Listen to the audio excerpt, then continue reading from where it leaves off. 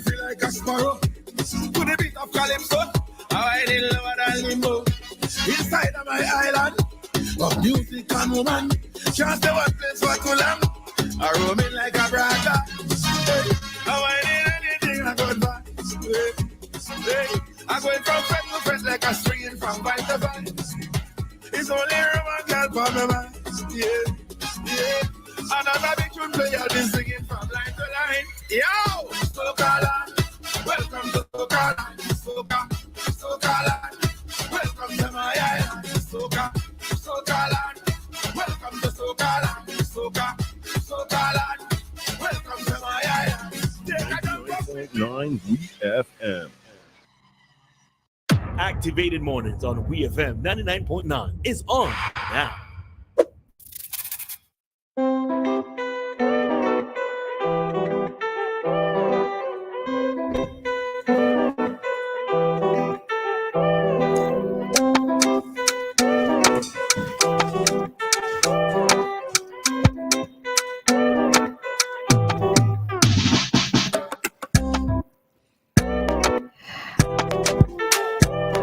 All right, so we are back for our Talk to Me segment of today's Activated Mornings program. In studio for this beautiful Monday morning, I think the rain has held. It looks so, just like it overcast from my vantage point, right? But it's still a beautiful Monday morning nonetheless, because as Vincentians, it's Maloney Monday. It's Maloney Monday, right? You know, you look forward to Easter Monday, you look forward to Carnival Monday. There aren't many Mondays that we look forward to, truth be told. All right. So yes, Maloney Monday is that exception to the rule, right?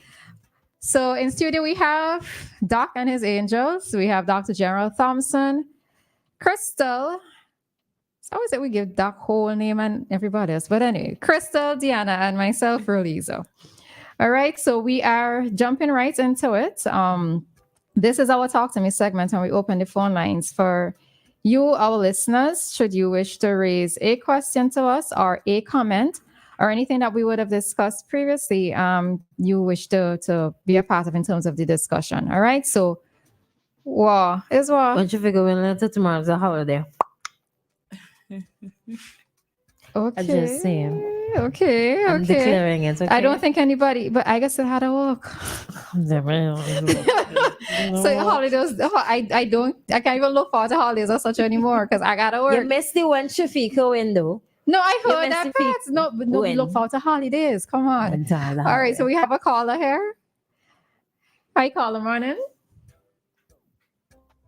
Bonjour. Bonjour to you. Good morning, Dr. Thompson and his angels.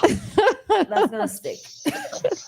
That sounds so good. That has a good ringtone. Good ringtone to it, I must say. Yes. Well, I must say to Miss Maloney, I was glued to the TV yesterday, well, for the whole weekend, as a matter of fact. And I know I sent a comment to you earlier on. I was watching Sports Max, carrying it yesterday, and they were very elated with Shafika Maloney. Yeah, man, they couldn't stop talking about that girl yesterday. A young lady, rather, put in perspective. Yeah, they really altered the race. And then after they had a segment where they were talking, I have it on video. And they also had the Prime Minister of St. Lucia and the Prime Minister of Dominica in studio. Well, I guess back there, and they were talking to them. And it was great. And of course, one of the reporter asked Mr. from Senator Pierre what he's going to give to Maloney. And the St. Lucian girl, the young lady, Alfred. Yeah. And he smiled. And then he said, what about the national holiday? He smiled again. Then he said, yes, you hear it first here. We're going to have a national holiday in St. Lucia. It's lovely. He did not say the name, what day it was going to be, but he said, yes, they're going to have a national holiday for her. And so was Mr. what's his name there from Dominica. Scary. He was awesome. Roosevelt Scarrett. Yeah, Roosevelt Scary. He was very proud too. He did not mention about a holiday, but they all related. But it was great. I love the the coverage that Sportsman gave yesterday. Naturally, like I say, mentioned about she was homeless, and etc., etc., etc. But I will be wearing my Vinci shirt later and celebrate like I did for Heroes Day. I had my Madongo. I had everything Vinci for the whole weekend. Conk and Shark yesterday. So I was very much These are things we want to hear this hour. We hungry now. I'm telling you, I had I had my blackfish, my dongo, and my breadfruit, but on Thursday. So I was all Vinci for the weekend, and I will put on my Vinci shirt today. You have me interested. Where can you got the conchs separate to the shark, or you get conchs and shark mixed up in one meal and so forth? I love that. I mean, where can I get? Tell me. Let me at it. Listen, my wife put it together. Okay, all right. My niece came out to St. Vincent the Saturday before the holiday, before the hurricane. Yes. And she brought me up my supplies and also my product from everything Vinci that I use every year. I get my supply when I'm out. I replenish my Vinci supply. So that was good. I put it on Vinci cuisine yesterday, and everybody was commenting on. Oh yes. So anyway. I don't want to get you guys so hungry. I'm in America. I'm my Vinci stuff. Too late for that. You had me at conchs and shark, man. You had me at conchs and shark. Yeah. I tell you, my wife never had conch before until when we came down to St. Vincent. Okay. When was it? Independent 2017, and we went in one of the catamaran down to Myro, and she had it there for the first time, and she fell in love with it. So she did. Yep. So she did carried it yesterday, and it was out of this world. All right, ladies, don't let them, and gentlemen, don't let him out get watered. Okay. All right, thanks very much. Have a pleasant day. Yes. We're waiting for the celebration later. Indeed, All right. indeed. Good luck to her. All right, thank you. All right, so yes, we are in our Talk to Me segment. So if you wish to call, you can go ahead and call us at 457-9997 or send us a WhatsApp message as well and be interactive with us at this time. I think, go ahead. Something. Maloney has a real chance. I don't know how much she's, in the build-up. Used to see Usain Bolt do that a little bit in the first race. He doesn't, he leaves back something for that final race. So it's my hope that, because those differences in time for those top persons, it's point so much of a second. So that just a little bit more could actually put her over that edge. So I've got some real confidence that she could pull this through. So we got to wait and see. And waiting we will do. But the times were stating, as mentioned before, if you're just joining us, she is fourth in terms of the times going in. And let me see the times. So her time was 1:57:59, right? The other finalists, Juliet Whittaker, USA, 1:57:76. Yes. So 157 from Japan. 1:57:76. So that's within, you're talking about less than a second difference between the individuals. You know what I'm saying? Right. So, and there's also Ethiopian, I'm sorry if I'm mispronouncing this, Tsege Duguma. Not sure, I'm very sorry. She ran a personal best of 1:57:47. Renelle Lamont of France, 1:57:78. Kenyan Mary Mora, 1:57:86. Worknesh Meseli of Ethiopia, 1:58:06. And Keely Hodgkinson of Great Britain, 1:57:57. So things tight like ants. Like ants. I know there's more to that, Ants. You know it, Doc? You know things tight like ants. I'm not going there. I'm not going there. I'm not going there. I'll get in trouble if I go there. Again. All right. So let's jump into our topic today. I think somebody wanted to call on our show. Anyway, so our topic for Talk to Me today is we have it here. Should biological males be allowed to compete in female sporting events? But I think, Dianna, you made a point this morning. You said something this morning. The young lady, the young lady in particular, she's not trans. Mm-hmm. She's actually a female who just has really high testosterone levels. Naturally. Okay, so all right, so let's take the call, then we will jump into the discussion. Hi, caller. Good morning. Hi, good morning. Good morning. Good morning. Morning. Roleza Christal. I can't recall the other lady's name. Dianna, good morning. And Dianna, good morning. And Brother Thompson. Yeah, thank you. So I'm calling from Luton. But before I say any more, just full disclosure, a little bit about myself. I'm a cricketer, and back in 1983 and 84, I represented St. Vincent and the Grenadines at the youth level. So sometimes I think it's good to know a little bit about your callers, so that you know where they're coming from. Yeah, so that was it. Today we plan to have a little watch party here in Luton. And it's really going to be just relatives and a couple of friends. Because, we're all rooting for Miss Maloney.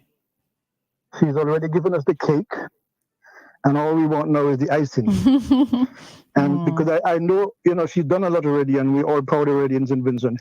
She's done quite a lot. St. Vincent is on the map again. But to put the icing on the cake later on tonight, about 8:45 our time, would be absolutely magnificent. Okay, that's all I wanted to say this morning. I hope you guys have a pleasant morning. And Christal, see you in December when you'll be officiating at the cricket, yeah? Oh, you putting things in the universe. Thank you so much. So did you say See you in December. I was there for the World Cup, but I kept shouting out at you, but you were too busy, so you didn't have time You to stop serious? and say hello. I'm so sorry. I was there. Not to worry, not to worry. Take care. Caller, had Hold you on, said hold on, hold Luton? Did you say you were in Luton? Yeah. England? Yes, sir, Thompson. Back in the day when we used to hang out together at Pickett's Lock for the Vincent and Dance, I was living in London. Dark face light But I up. now live in Luton is one of my Luton. favorite places. Luton, Peterborough, all them, St. Albans. Yeah. The cities to the north. You know what I mean? I'll tell you, man. All right. Okay. Yes. All right, then. Take care. All right, thanks, Evan. Bye-bye. Bye. Mhm. All right. Let's see if we have any other comments before we jump into it. All right. So the question that we're asking at this time is, initially the topic was phrased that, or the question was phrased that, should biological males be allowed to compete in the female sporting events? And this we had taken it from an article that surfaced on social media last week in relation to Iman Khelif, who is an Algerian boxer. And Dianna, what I forgot to do, this does not sound right, but I forgot to do the full research last night. But Dianna pointed out that she's not transgender, she's not intersex, she is female, just with a higher level of testosterone, right? And she was in a fight with another, I'm trying to remember the nationality of the other person. Italian, I think. Right. So she was in a boxing fight, and 46 seconds in, the opponent just discontinued, right? And from reading the article, what the Italian said was that because the blow, I guess it was so hard, she just didn't think that it was worth continuing the fight. Mm-hmm.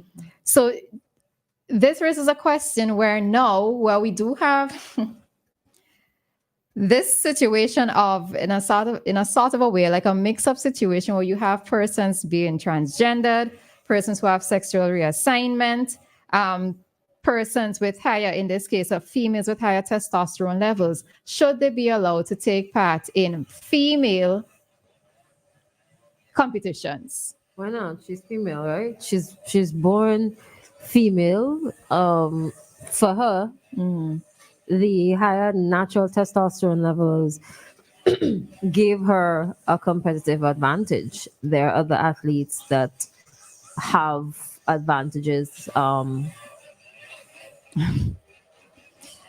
in terms of maybe like training, their bodies are built differently. Some basketballers are really tall. Should they also not be allowed? Should they not be allowed to compete because they have a biological advantage that's outside of their gender? Nah. But at first, the misinformation was going around, and then the truth came out that she was born female, and people had to apologize because the world went crazy with this story here, and people had to turn around and say, "Oh, oops, I'm sorry. I take back everything I said. Delete, delete, delete." But you know, who started it? I'm not even sure to like trace back who said that she wasn't a female in the very first place. You know, This when I read it initially, it reminded me of Caster Semenya, but she, I think, actually is intersexed, and you know, you're talking about, well, Christal, you put 40 points of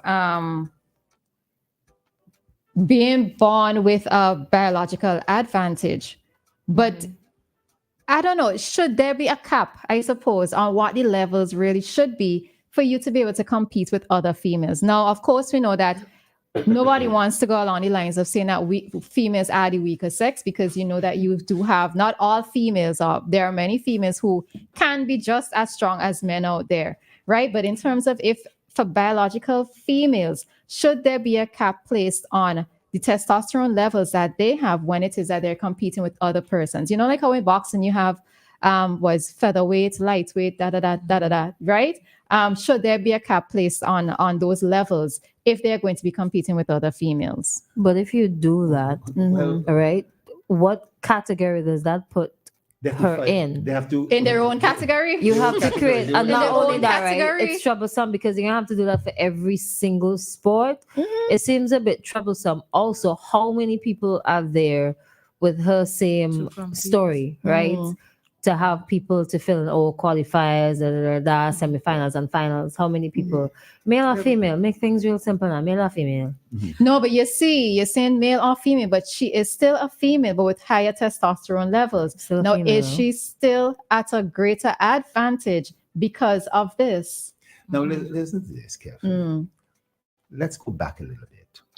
Do you know that males, 1 in every 500 males can have an extra X chromosomes? Let me say a male has an X and a Y chromosome. Females have 2 X chromosomes that define their sexuality. 1 in 5 every 500 births. I mean, in other words, we have 100,000 people. You could count the amount of people who are going to have an XXY chromosome. And then there's also having not just 1 extra X, but 2 XXYY.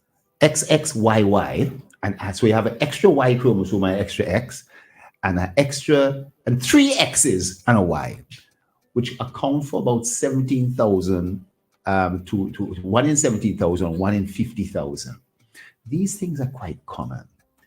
And they are going to create, use that term intersex and so forth, where you just don't know. Now, in relation to testosterone being produced, you could have a massive amount of it being produced, and it produces a set of symptoms and condition. And you could have a small amount of it being produced. With this young lady, the testing of it isn't that she had a massive amount, and so she didn't have a lot of it, but it was still sufficient to cause more muscular development, to cause certain other feature changes and so forth that would not be more looking like that of a male. But it was within the limits. So unless you say you must have none at all, a little tiny bit could still give you that advantage. So setting the limits, there are going to be some persons who will still come in under that limit. So it isn't that she was massively over this limit, and so therefore it's easy to make a decision she should be disqualified or shouldn't do. She was under the standard limit because this is not new. There's not something that's new. So that it's a serious thing, you know, and I don't know. It's tough. It's tough. It's tough. It's tough. Why- Serious, yeah. I don't like boxing, so I feel it's such a violent sport. I think it is. Maybe they should take out boxing. It's a primitive sport. I'm like, oh, boxing. Yeah. Like, you see people bleeding on TV, and I'm like, hey, cut that out. That's not. But Dianna, what do you think though? This is one of those topics where I can't come to a decision, because if it were a transgender, do we take that or just continue? We could take it for a minute Okay. and then we could get back to your thoughts. All right. Hi, caller. Good morning. You have a minute, please. Pleasant good morning, folks. Morning. Morning. Mr. Thompson, I know you recognize my voice. I know that. Yeah. How you doing? Especially with that Luton caller before, you know what I mean? Hey? Especially with that person calling from Luton before, you know? This is Mr. Mason.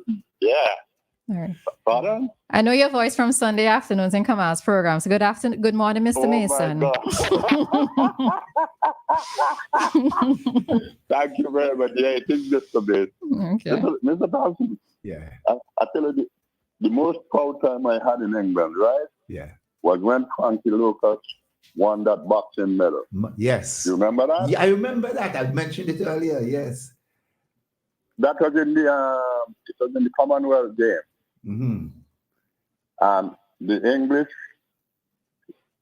wanted to leave him out, and he went to because in New Zealand, Yeah. and it so happened that he won the gold. Yes. I tell you, it was my proudest moment ever. You know. Mm-hmm. So anyway, I'm here, Mr. Roberts. Good morning to you. They were a very good friend of mine also, and I listen to you girls every morning. You all sound so sexy. All right. Anyway, all the best. Have a good day, folks. Thank you. No, you shouldn't. All right. All right, Mr. Mason. Thanks. Thank you. Okay, then. All right. Dianna? Or maybe thank you. Don't. Don't. Sorry. Don't. No, but Mr. Mason is right. You all do sound. And listen to this one dropping his voice. Let me fall in. I'm taking You're away. taking the cue. Yeah. A cue from Dave. That's the kind of stuff Dave would say. Oh no! Oh my god! Let me not put it Oh, back. Lord. Let me not put it back. Oh my! Hmm. Damn! All right. Get yourself. Get yourself. Right. So I was saying it's one of those things where I can't really make a decision, because I'm thinking if you have a higher testosterone level than the average female, it doesn't seem fair to have you compete with them, because in my mind, you already have a greater chance at winning, so to speak. But then I'm also thinking, if I am an athlete that has a higher testosterone level, is it going to be fair to me to say that I can't compete in this particular area because of something that I could not control? I was born this way. So I'm still I'm standing in the middle of the balance thing, because I don't know which end to go at. What about if you Kiss had a higher insulin level, or if you had a higher thyroxine level, or you had any kind of higher level? Let's compare our levels. What your level is. We take blood tests for everybody. Everybody's blood test can be different. So who has the highest? We drop them out. The person with the lowest level. If you have a low level, that could be even worse. That could be terrible too with certain things. You know what I mean? Cause other type of disease, having it too low. So, you know, she is within the limits. She is not excessively high. She's in the upper limits, though. No, she's not. She would be in the upper limits in terms of Upper limits competitive, of normal. competitive advantage, right? Upper limit, but within norm, with accepted limits. Should we change the accepted limits to a lower limit so she's not accepted? That's the point. Don't you think that people that come out on top, they all have some sort of competitive advantage? And if it is that we get to the point where we have to like do all these assessments and try to level the playing field, then how many people are going to end up We're with gonna find all racing? kinds of You're technicalities. You're gonna have to race twins. The reason why it's also done is that some people take injections of these things, injections of steroids, anabolic steroids. The Russian folks used to do that long ago. Now, a coach doing that, you know, enhancing drugs, we test for those. And sometimes these things have been anabolic steroids to help build muscle and so forth. Later on in a person's life, they can start having other problems. But during a time of glory, they don't really mind.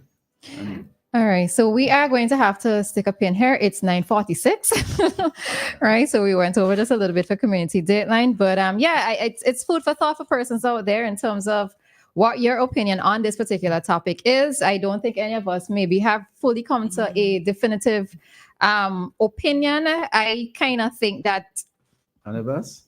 yeah, no, everybody else except me, right? I kind of leaning more to a particular opinion, but we leave that alone for now. All right, so we are going to jump into community dateline at this time and be right back, wrapping up our activated mornings. 99.9. WEFM, the clean, fresh sound.